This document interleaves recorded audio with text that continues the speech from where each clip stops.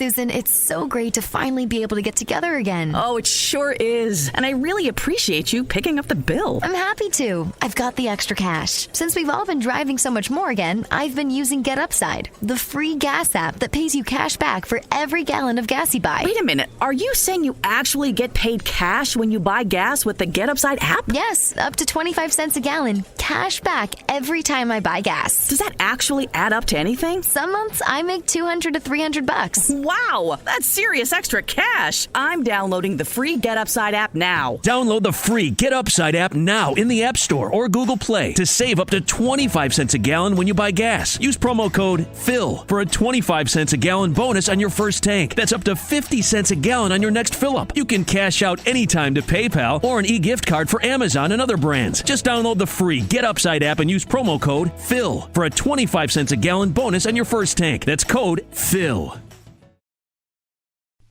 The following is a Hoop Ball presentation.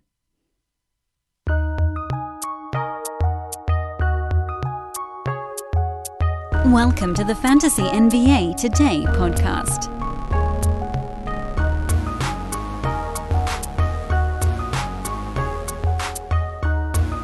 Boy, Media Day started with a bang, didn't it?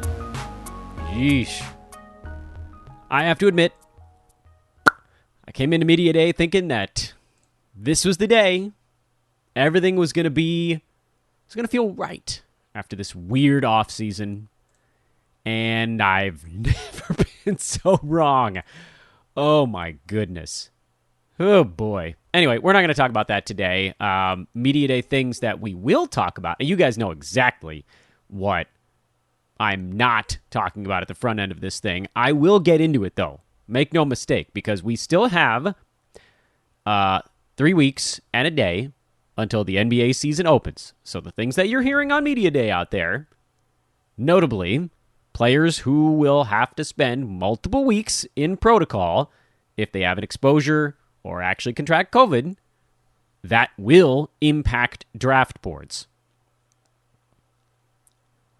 And I don't want you guys to say that I'm not talking about fantasy here at the outset, because as frustrated as I am and how many personal feelings I have about this, what I'm bringing you at the outset of today's show is exclusively a fantasy take on the stuff we heard at Media Day regarding vaccination.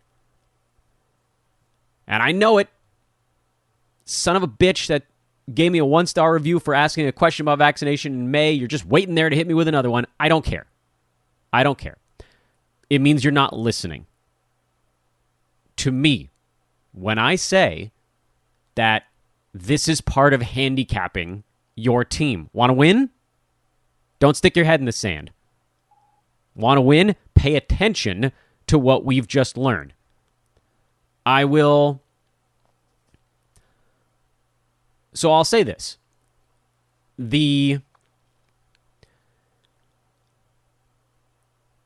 It's kind of like the 10th category for me. Those of you that have listened to this podcast a long time, you know that 4 years ago, you avoided players that were hurt a lot. Now you target players that aren't. The pendulum has swung, meaning 4 years ago, most of the league played most of their games. Not all. Since the advent of load management, now most of the league doesn't. Most of the league misses 8 to 12 games, and a handful of players don't do that. So that's why when we talk about head-to-head in particular, and guys at the top of fantasy drafts, when you're looking for durability now, it's a targetable category. It's a targetable attribute that gives your team a boost that you didn't have to worry about in the past. In the past, it was avoid the guy who misses 3 weeks every time his toe hurts, Danilo Gallinari. This topic, which again, you guys know at this point from listening to the show what I want you to do personally, but that's not what this is about. What this is about is how to draft a fantasy team. And we heard, at the time of recording this podcast, at least 2 players who have confirmed that they are not vaccinated. Again, feel how you will about that. You know I do. But from a fantasy standpoint, what this show is out there to do for you guys, this is a frickin' hard tightrope to walk, but I'm doing it, damn it. From a fantasy standpoint, it means that there are now players separating themselves as the guys who don't get to abide by the new set of rules. Meaning, last year, basically everybody until the end of the season, remember players started getting the vax, I think in February or March, if I'm not mistaken, and so by April, you had a lot of players that were vaccinated and could fall under that new set of rules. So last year, most of the season, everyone was under the same set of, if you have an exposure, you quarantine for a week. If you don't have any positive tests, you come back. If you do have positive tests, you're in quarantine until you get 2 negative tests, and then, depending on how sick you were, there's going to be some stretch of time where you're working yourself back into game shape. That sucked. That was a crummy fantasy season, particularly in head-to-head. We got throttled in playoffs because playoffs started before most of the players were vaccinated. So, like, you had weeks where 6, 7 of your guys might just go out at the same time, and there was nothing you could do about it. Might have been COVID, might have been injuries related to COVID, might have been injuries related to the shortness of the season. This year, at least I know personally, and I think we talked about it on the pod a little bit, over the offseason, I was beginning to recalibrate my brain to a place where, hey, most of these guys are going to be vaxxed, so protocols are going to be still a thing, but less of a thing. And this actually creates this very thick and obvious divide between now the pendulum has swung. Last year, and there was nothing we could do about it when we drafted teams in December last year, but last year you had players on your team where you were hoping that if someone on your fantasy team got exposed to COVID or caught it, it was at the end of the year and they were vaxxed, because then you might only miss them for a week. Remember, Chris Paul came back in the playoffs in, I think, 6 days with a positive test, meaning his symptoms were pretty freaking small, if at all. Might have been asymptomatic. I don't know. They didn't give us that much information. This season, a lot of players are going to be that, meaning if they catch it, they might be back in a week. If they don't have many symptoms, they might be back in a week, because 2 negative tests, boom, you're good to go. Didn't get too sick, shouldn't have a ton of conditioning to work through. However, for those of us drafting fantasy teams, and, I got my draft in 2 weeks and a couple more in 3 weeks right before the season starts. I'm guessing a lot of you guys are in that same boat. You're now going into this. It's not a full avoid for some of these guys. Like with Andrew Wiggins, that's a full avoid because he can't play in home games. Kyrie Irving can't play in games in New York until he gets vaccinated. That's sort of a bigger deal than the Bradley Beal news, which, by the way, maybe I'm breaking this for some of you guys. We now know definitively at the time of recording that Bradley Beal, Kyrie Irving, and Andrew Wiggins are not vaccinated, and that does change how you draft your fantasy team. Kyrie Irving right now can play a maximum of like 39 games this year because he can't play against the Knicks either. Andrew Wiggins can play a maximum of 41 games. I don't know if they have the same rules in Southern California. I don't. There's sort of local jurisdictional stuff going on there. Regardless, we can't draft those guys as the situation currently stands. With someone like Bradley Beal, you still could, but you have to understand if he gets exposed, which these teams are traveling, they're practicing, they're going places, they're in hotels, there's probably going to be exposure at some point. He could miss an extra week or 2 more than a teammate of his in the same exact scenario. So if you were handicapping Bradley Beal missing 4, 5, 6, 7, 8 games this year, you probably need to tack on another 3 or 4 because of the possibility, nay, dare I say, probability that this is going to come up. And we're going to find out more about this. I didn't want to spend that much time, but I do want you guys to sort of click the handicap into place where if we learn about this stuff, you do have to make fantasy adjustments.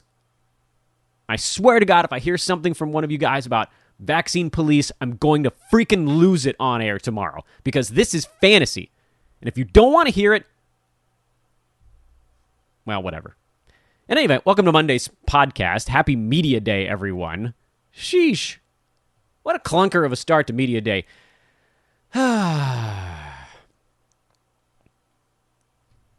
Susan, it's so great to finally be able to get together again. Oh, it sure is. And I really appreciate you picking up the bill. I'm happy to. I've got the extra cash. Since we've all been driving so much more again, I've been using Get Upside, the free gas app that pays you cash back for every gallon of gas you buy. Wait a minute. Are you saying you actually get paid cash when you buy gas with the Get Upside app? Yes, up to 25 cents a gallon. Cash back every time I buy gas. Does that actually add up to anything? Some months I make $200 to $300. Wow, that's serious extra cash. I'm downloading the free Get Upside app now. Download the free Get Upside app now in the App Store or Google Play to save up to 25 cents a gallon when you buy gas. Use promo code PHIL for a 25 cents a gallon bonus on your first tank. That's up to 50 cents a gallon on your next fill-up. You can cash out anytime to PayPal or an e-gift card for Amazon and other brands. Just download the free Get Upside app and use promo code PHIL for a 25 cents a gallon bonus on your first tank. That's code PHIL. What are you going to do? What are you going to do? We haven't learned a whole lot of other stuff yet. I'm sure we will. This is a cool day. A lot of folks do come back to paying attention to basketball today. And welcome. Your first podcast is me with a show opening rant on some of the crummy things we heard and have to handicap for on Media Day. Man, I was really hoping it was just going to be one of those, hey, we're really excited to go out there and play kind of things. In any event, today's podcast, as all of our shows, is Fantasy NBA Today. I'm your host, Dan Vespers. Thanks as always for tuning in, everybody. I hope you don't misinterpret what I'm saying. That's all I'm saying at this point. That's all I'm asking of you is please listen to the detail in the words that I say. It's why I'm such a flowery speaker. We go into detail on things because nothing is as simple as everybody wants it to be. And from a fantasy standpoint, that's what we're looking at right now.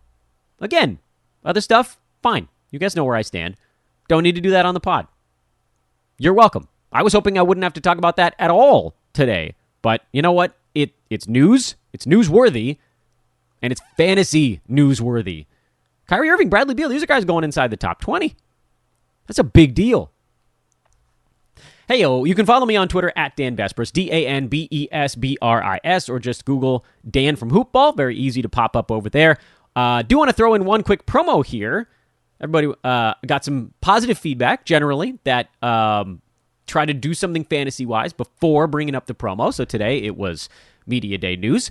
Promo today is the recruiting process is really very much in full swing right now. So please do, if you are interested in getting involved with us here at Hoopball, send me a note on Twitter at Dan Vespers or email teamhoopball@hoop-ball.com. We are looking for blurbers on the full season fantasy side. Podcasters and DFS writers, sports betting enthusiasts, handicappers, you might call yourselves. Or if you want to do a podcast about some other harebrained thing, I don't care. I'd love to hear from you. Again, at Dan Vespers or email teamhoopball@hoop-ball.com. Also, Hoopball leagues filling up. We are now at 18 leagues. Opened up another one over the weekend. My guess is that we'll probably open another 4 or 5 before this thing's all said and done. Drafts for those leagues start in about 13-ish, 12 or 13 days. So we have a little bit of time there. But we're going to be starting to do wait lists that if they hit 12, we'll just open up a new league. You can get in touch with me the exact same way. Head-to-head, roto, cash-free. We've got all that good stuff going on. So please do check that out. And last thing here before we dive into where we left off on Thursday's show, actually, is that if you have a moment, please do subscribe to the pod or drop a 5-star review on it.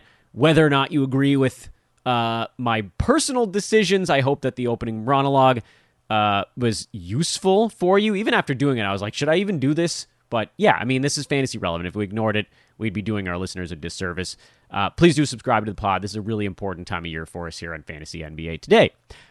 Friday, we talked to Aaron Brewski about the weirdness of the first and second round. Thursday, we talked about the first 24 picks from our industry mock draft, which is one of my favorite times of the year. We'll be starting chats with all of the pros from that mock draft. I think, as of right now, 1, 2, 3, 4, 5, 6 of the 11 hits lined up. Those will be getting dropped over the next couple of weeks leading up to opening night. We should, by the way, have a really cool 3-person pod coming up at one point next week that I'll tease when it gets a little bit closer. But for now, we got as far on our Thursday show, last one we talked about this mock draft, as Donovan Mitchell as the last pick of number 24. And again, I'm not giving out any team names. We're just kind of going through the names in this mock, where they ended up with experts that are presumably targeting some guys in this mock draft. And today I'd like to see if we can get through another 2 to 3 rounds before we put a bow on things and take that on into some of the other days later in the week. I still got to figure out when the hell various things are going to get dropped. I'm going to have all these pod hits with pros. They might just get slotted in alongside some of these discussions of the mock draft, but we'll figure it out. That's my problem. That's not your problem. You just have to sit back, relax, and listen to some podcasts. Pick number 25 of our industry mock draft. This is a 9-cat roto mock, by the way, which is generally how I build most of my strategy. But as you've heard, those of you that have listened through the offseason and have been with us for a long time, you know that we try to make note of particular players that have advantages in different formats. Head-to-head, if you're totals, very important. Guys that actually play in those games so you're not racking up zeros. Anyway, first pick of the third round is Jalen Brown, which, I don't know, I'm not big time into Jalen at 25. Last year he finished on a per-game basis at 36, and it felt like that was almost as good as it could get. He took 19 shots a ball game. Do I think that number goes up? Probably not. Really good field goal percent guy for a shooting guard, small forward. He's better than average. Free throw stroke has gotten better over the years, but still a negative. Good ball player, like Jalen Brown a lot, but probably not quite this early. I think last year, 35, 36 range. That's a pretty good target for him. And he does tend to deal with some kind of nagging injury stuff. So I wouldn't expect him to blow through that by totals. I'd be targeting him probably about a round later or so, which I guess is tough to do when you're on the turn, but that's just where I'd be looking at him. DeAndre Ayton at 26, I'm totally fine with that. You guys know my feelings on Ayton. He was a warrior on the durability front last year, played 69 out of Phoenix's 72 ball games, 44 on the per-game front, but also worth noting that, again, the second half of the season, so basically like his last 35 ball games, he got better as the year went on. He was number 31 over those games and played, I don't think he missed like one over that stretch. He was at 14 points, 10 boards, 0.9 steals, 1.3 blocks, great field goal percent, pretty solid free throw number as well. Strong center, not a big scoring type. Again, I think you might be able to get him a little later than 26, but I like him there. He finished at 20 by totals last season. The deep playoff run is something that I'm using as a little bit of a check mark against the Suns in general.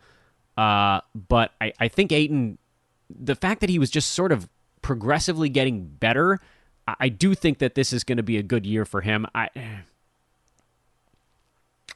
just looking at some of the other names floating around out there. I think you could probably find someone with a better per-game outlook than Ayton. If you're taking him here at the beginning of the third round, you're banking on that durability kicking in again, and it probably will, but it's hard to know for sure, again, with the deep playoff run. LaMelo Ball at pick number 27, that's about where he's going, and I think we've sort of talked ourselves into a bit too early on LaMelo. He's amazing, though. You guys know, he blew me away. I don't care for rookies at all, and by the third week last year, I was like, damn, this kid. Anyway, all that said, bad both percentages, so that has to get fixed. Even if the counting stuff continues to blow through the roof, the percentages can't be that bad, and you know turnovers are going to be pretty high for him this year. So you're now risking potentially 3 bad categories, and that's tough in the third round when you're not hyper elite in any one other category. You're very good in a lot of different things. I don't want people to think I'm not a big fan of LaMelo Ball. I think he's potentially going to be one of the most exciting players in the NBA for a long time. I think we've crested on him a little bit. That is, I don't know how much the scoring goes up. They've added more firepower, rebounds, assists. I mean, you could see assists go up. 1.6 steals per game. Could that go up? Maybe 1.8 if he gets really crazy there. But we need the percentages. Now, if you handicap LaMelo to say the percentages are going to get substantially better, like if you think his field goal percent is going to go from 43.5 to 47, that's a way for him to zip up the board closer to this mark.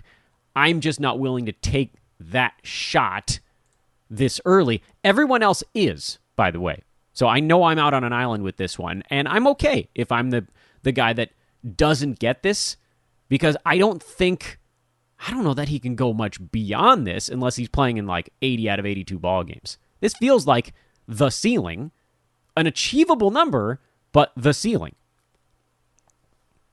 Julius Randle at 28. This, again, I think you're banking a little bit on the durability thing. Randle and DeAndre Ayton were oddly similar in how they got to where they got last year. Randle was 39. Ayton was 44 over the year. Julius played 71 out of his 72 games. So he and Ayton were up there in the second round by totals because of how unbelievably tough they were.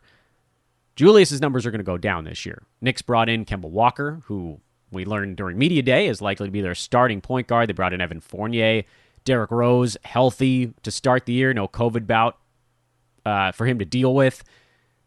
I don't see how Julius is still taking 19 shots a game this coming season. I guess there's a possibility if the Knicks play faster. I also wonder if his free throw percent might not even come down a little bit just from sort of a reversion type of deal. So I'm a little bit down on Julius Randle. I think he's in the mid-40s on a per-game basis. If he's super durable, he can get to this number pretty easily, actually. If he plays like 80 out of 82 games, he beats 28. But this is a point at around this range in the third round. I'm usually targeting someone who I think can get to their draft position on a per-game basis. I don't see him getting there on a per-game. Handshoe. Nope, sorry, I wasn't going to say any names, but I like this pick. Rudy Gobert at 29. Big fan of this one. If you can get him this late, that's a cruising victory. Gobert was number 21 on a per-game basis and played in almost every single ball game. So he was sort of a double whammy of win last season. I like it. Devon Booker at 30. I'm soured on Booker. I know folks that aren't, based on the idea that maybe other players on Phoenix won't make it through the season healthy, but I don't know why we'd then assume that he will. He's younger than, say, like a Chris Paul, but I mean, if we're going to have a knock on Phoenix for running it late into the playoffs in a short offseason, he's at risk of that too. And Booker was number 75 in 9-cat last year, so I'm going to kindly pass, even if we think he does get a little bit better. The Booker we saw in the bubble for Phoenix is just not a Booker that is going to exist in a Phoenix offense that moves the basketball.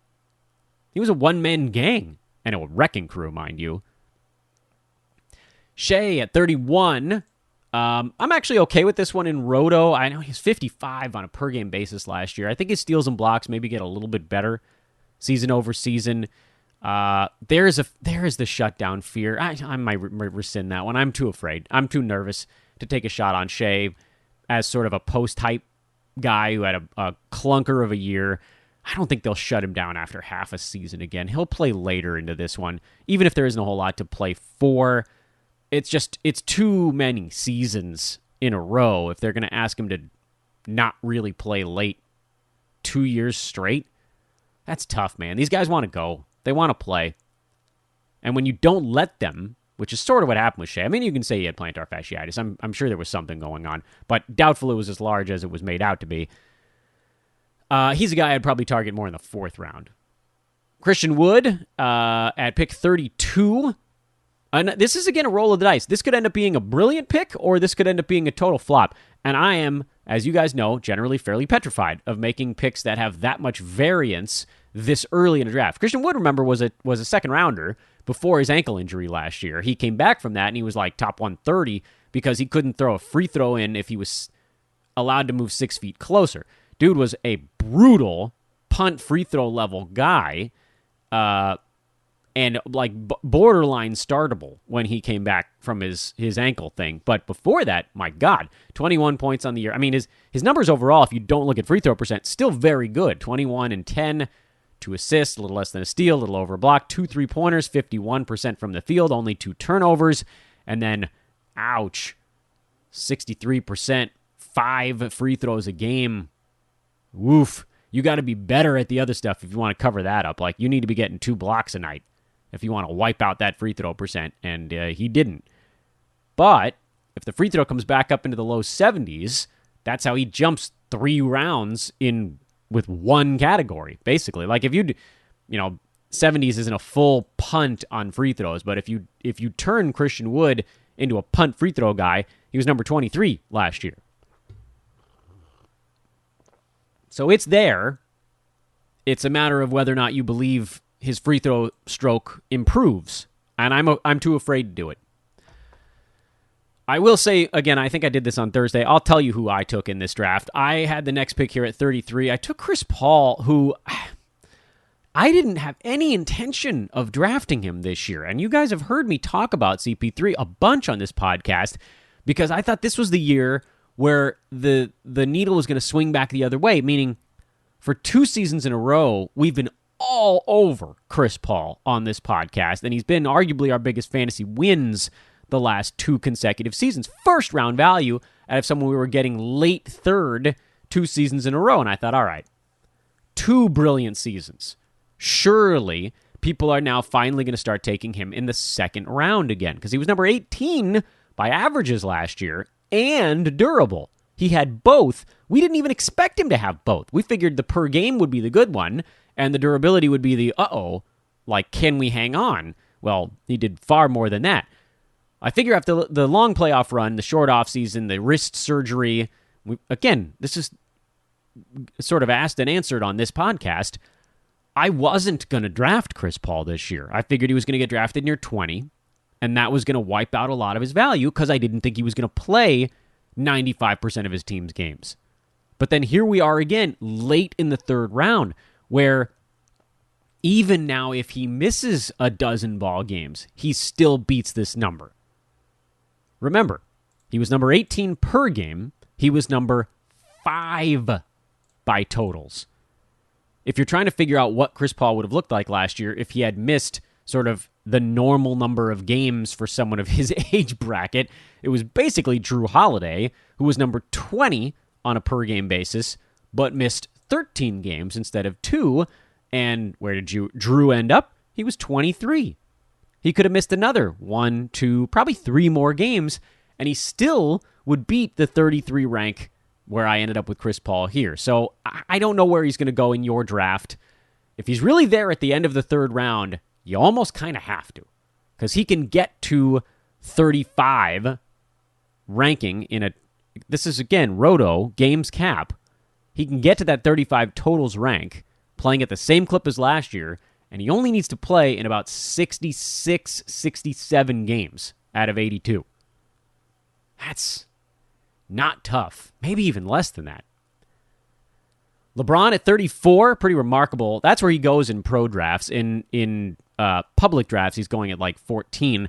I don't even know if I should bother handicapping LeBron because I have no idea where he's going to go in my drafts this year. He might be the early-ish pick with the greatest variance. He was number 34 on a per-game basis last season. That probably gets worse with Russell Westbrook in town. Or maybe it stays the same because he wasn't like fully invested last year. He was beat up, the short offseason, the whole thing. But yeah, I mean, if LeBron's there at the end of the third, again, you almost kind of have to just because he's LeBron. That's a dumb argument, I know, but this is, if he's really falling this far, I don't think I can talk you out of it. I just don't think he's ever really going to fall this far in a normal draft. That's not a room of 12 analysts. Drew Holiday went at 35, and there's a reason to be a little bit afraid of him. He had the finals distance.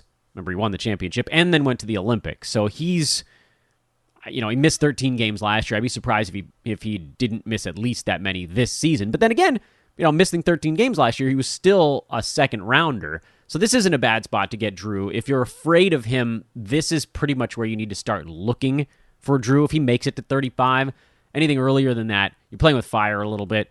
And you're starting to get to a point now where he was probably the most obvious player on the board who should be able to go top 25 per game. JJJ at 36, this was a Jonas Nader special. I don't think he's generally going this early, and frankly, this is a little bit too early, but I love him this year. I'm a big fan of JJJ as in a bounce-back season. He was 62 in only 24 minutes a game last year. He's primed to have a absolute monster season in Memphis, and you could see it because if you looked at the game ranges for him, as his minutes trended up, his value just kept ballooning. And his minutes didn't trend up basically until the playoffs, by the way. It's worth noting. He was at like 24.5 over the last 2 weeks. And then over the last week of the regular season, he was at, top 25 in 26 minutes a game. And that's with him not even shooting the ball well. He really could be a top 25 per game guy. I love JJJ in the fourth, if you can let it slip that far. But we'll look at more mocks. Like, we're going to look at a ton of them and real draft results as all of our individual drafts are coming. And that's how we'll know, or have a better idea at least, of where he's likely to come off the board. Round 4, I know I said I wasn't going to tell you who took him, but you knew when you heard JJJ who took him. Anthony Edwards was the first pick of the fourth round. I'm mixed on this one. Anthony Edwards was right around this mark over the last couple months last year, but also a lot of that team was hurt for that stretch. So then you're sort of looking at how much better can he get, and it should be a fair amount because he was pretty awesome second half of last season. Is there going to be enough stuff for him? Can his percentages continue to improve? I think he'll be a fun player to own, and I am... yeah, I mean, he's not a guy that I'm targeting, but I don't have a big problem with him in the fourth. OG Anunoby at 38. He's gone a lot earlier than I expected this year, and I think I was talking about that with, was that with Adam King on the pod, or was that might have been when I was guesting over on Josh's show. OG was number 35 last year. He probably does more this season, and I was hoping he would fly under the radar a little bit, but he has most definitely not flown under the radar, and so he's now going more or less near his ceiling. Did not expect OG Anunoby to be a hype guy this year. That surprised the heck out of me. I thought we'd be able to get him in the 50s, and it doesn't look like that's going to be the case. So I got to think this one through. I really got to mull this one over, because I love him. We've loved him for a long time. Great fantasy stat set for 9Cat Roto. And the world has caught on. And, yeah, don't know if we've gone too high yet. I'm a little worried that that's what's happening here. Nurk went at 39. Generally, you don't need to go Nurk this soon. He's been falling a bit in drafts. That's not to say that you shouldn't, because I do think that Nurkic is set to have a really nice fantasy season. He was another guy where you got glimpses of it at the very end of the regular season and into the playoffs for Portland. They have other guys that can snatch a few of his minutes away. There is a little bit of risk there with Nurk. And in the fourth round, there's a lot of risk. If you can get him in the fifth or sixth, the risk is minimized a little bit. And frankly, there are players here in the fourth that I'm finding to be almost guarantees. Like, I took Tobias Harris next at 40, and that was a tap-in. He was number 28 last year in a weirdly non-durable season, and with the whole Ben Simmons stuff going on, he's only going to get to do more, at least for part of the year. So that'll be an easy one. Clint Capella went at 41. That's another relative tap-in. He was 23 on a per-game basis, and I know he gets dinged up and misses some ball games, but I think the Hawks are excited about this year, and they need him in the middle. So he's going to try to play when he can. And if he misses a dozen ball games, it's not that big of a deal, because on a per-game basis, he's going to obliterate 41. Porzingis at 42. I actually like this one a lot, too. He was 22 per game. He's coming into the season healthy. Even if you think he rests back-to-backs, which I do think he will, maybe not all, but most, I would assume, 15 games off, he still beats this mark. And anything later than this, that's just gravy. Time Lord, 43. I think we're going to soon price ourselves out of Time Lord. Although training camp is going to give us a lot of information. Because if Al Horford starts a game in training camp, the whole thing's getting flipped on its head. Right now, I think the general consensus is that the Time Lord is starting. I'm not sure that that's true. Big Al's the big vet. It really comes down to whether or not Robert Williams learned any position defense during the offseason. Presumably he did, but I don't know. And the shame is, he's a fantasy shimmering star of light. Like, the Time Lord's fantasy game is crazy impressive. He can get to this mark. Where did I just say he went? 43? I mean, he can get to 43 in 24 minutes a game. He doesn't even need full starters minutes to get there.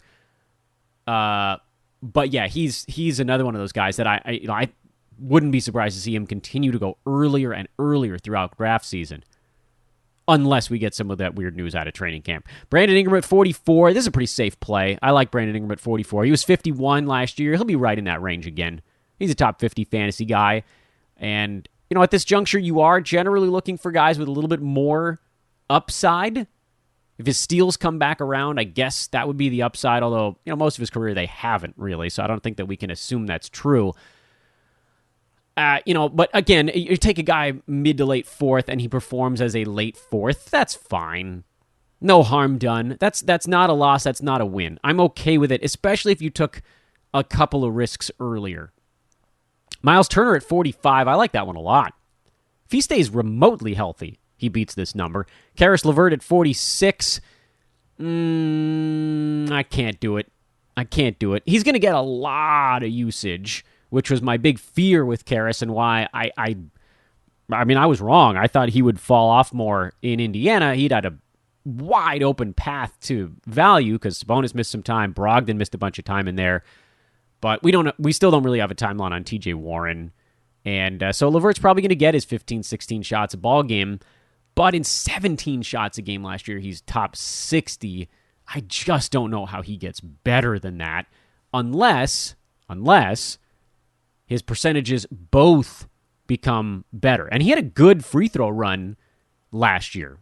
Better than expected. I don't think that's getting any better. So it's got to have to be the field goal percent, and I don't believe that that's coming. Richaun Holmes at 47, that's a tap-in. That's a layup, man. I don't know how he ended up going this far down the board. He was 33 per game last year, and he'll be probably right back there again. Yeah, he's dinged up a little bit, but who cares? I don't. And Dejante Murray at pick 48. He's another guy that I thought might end up as a hype train kind of dude this year. We haven't quite seen it yet. He was 67 last year.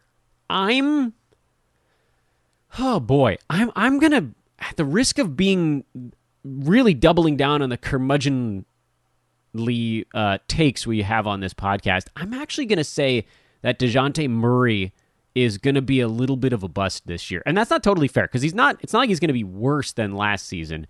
It's just that I don't think his game is set to evolve to a place where he becomes this big hit that everybody wants him to be. And I'll tell you my logic on this, and you guys can disagree with me. I'm fine with it. I really like Dejante Murray. I targeted him in some drafts last year, and he generally performed about a half round to a round worse than where I got him on a per-game basis. Now, he played 67 ball games last year, which is a very good sign. That allowed him to beat his totals mark was number 39 because of the durability. I don't think the Spurs are competing late this season, so that makes me a little bit nervous. Now, if he's durable, he most likely beats this ADP. So that's where we're at with Dejante Murray.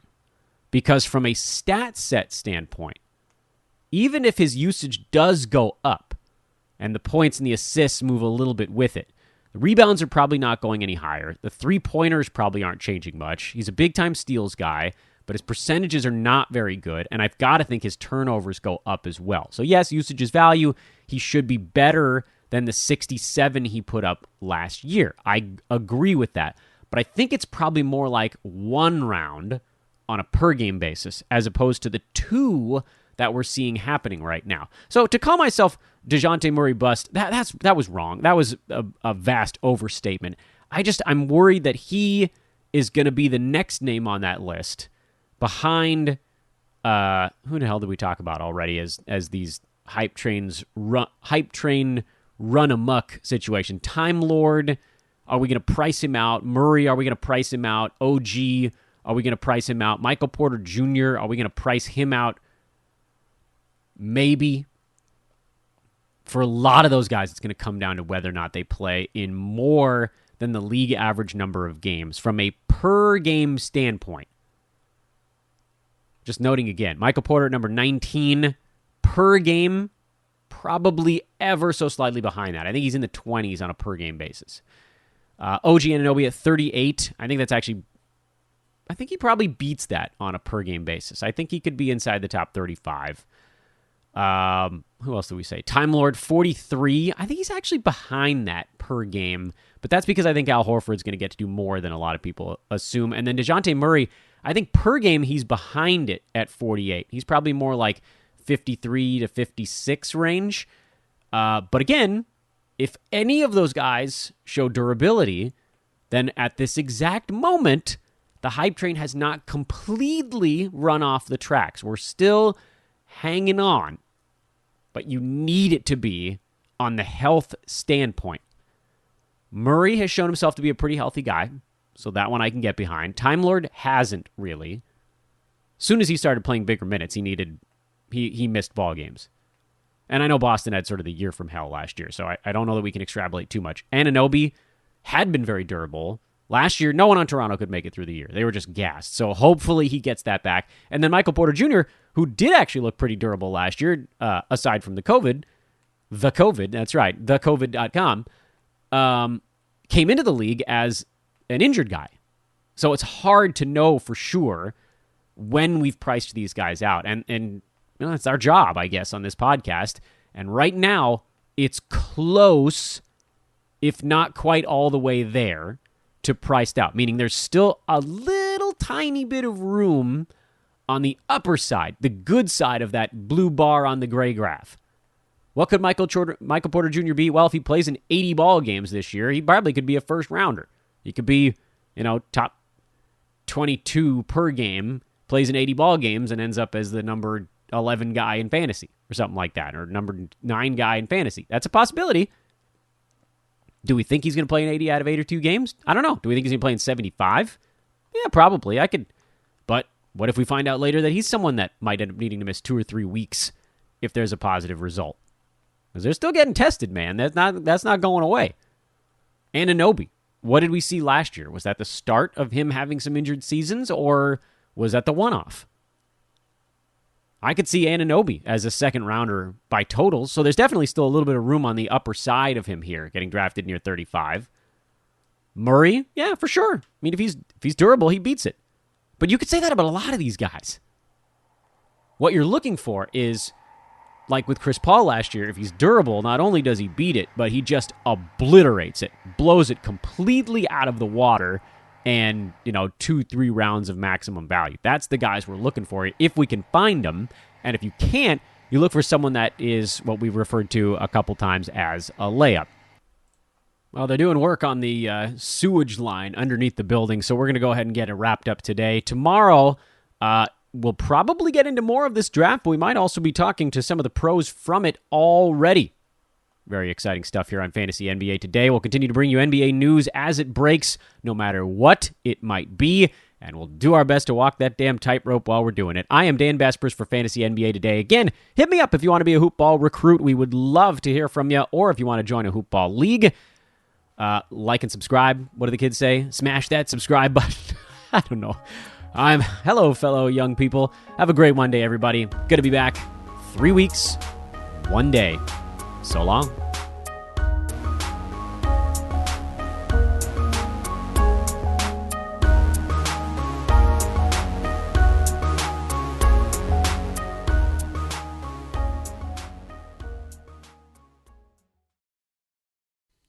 This has been a Hoop Ball presentation. Susan, it's so great to finally be able to get together again. Oh, it sure is. And I really appreciate you picking up the bill. I'm happy to. I've got the extra cash. Since we've all been driving so much more again, I've been using Get Upside, the free gas app that pays you cash back for every gallon of gas you buy. Wait a minute. Are you saying you actually get paid cash when you buy gas with the Get Upside app? Yes, up to 25 cents a gallon. Cash back every time I buy gas. Does that actually add up to anything? Some months I make $200 to $300. Wow, that's serious extra cash. I'm downloading the free Get Upside app now. Download the free Get Upside app now in the App Store or Google Play to save up to 25 cents a gallon when you buy gas. Use promo code PHIL for a 25 cents a gallon bonus on your first tank. That's up to 50 cents a gallon on your next fill-up. You can cash out anytime to PayPal or an e-gift card for Amazon and other brands. Just download the free Get Upside app and use promo code PHIL for a 25 cents a gallon bonus on your first tank. That's code PHIL.